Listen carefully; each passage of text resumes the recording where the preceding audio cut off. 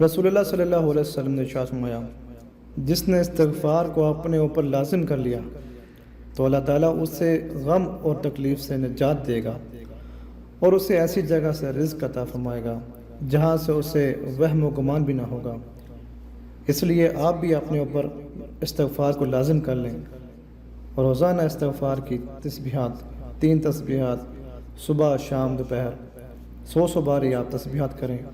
انشاءاللہ اس کی برکت سے آپ کو ہر غم اور ہر دکھ سے تکلیف سے نجات ملے گی، رزق میں اضافہ ہوگا۔